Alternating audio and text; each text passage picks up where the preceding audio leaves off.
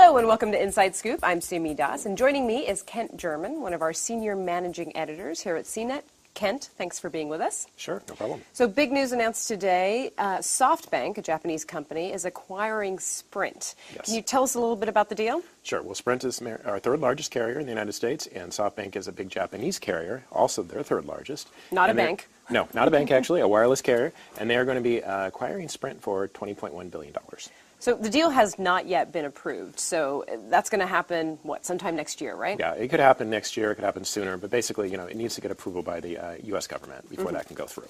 And so nothing's going to change for at least, say, 8 months or something like that, right? Now, Sprint customers probably won't see changes, probably even a long time off. I mean, this is not a merger. It's not two companies joining together and having to mesh their phones and their plans and their corporate cultures. This is just one company buying another.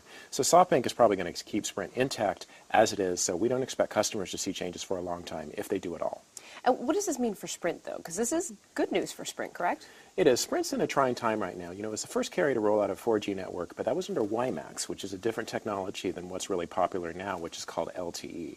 And Sprint needs to switch over to LTE, but building out a network takes a lot of money, it takes a lot of time, it takes a lot of equipment, and Sprint really needs the cash and the equipment and just the help to be able to do that. And they're getting a great deal of cash, a big infusion from this deal. Well, and the SoftBank CEO, he is complaining about U.S. networks. A lot of us do, says the networks are too slow, there's not enough, data speeds are too slow, and he really wants to make it faster. So this could be a good thing for Sprint customers because they may see a better LTE network sooner, faster, and sooner than they thought.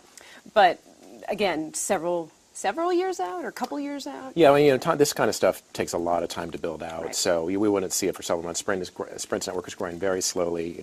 Verizon's up to 400 cities by now. Sprint's way, way behind. But hopefully this will speed it up by a few months, and by the time next year we see in a lot more cities, especially the bigger cities like New York, San Francisco, LA. So basically the word for Sprint customers is that there is no reason to worry, though. Service is certainly not going to get any worse. No, we don't expect any changes for Sprint customers. Things will probably remain as they are for a long time. Okay. Kent, thanks so much. Sure. For Inside Scoop, I'm Simi Das. Thanks for watching.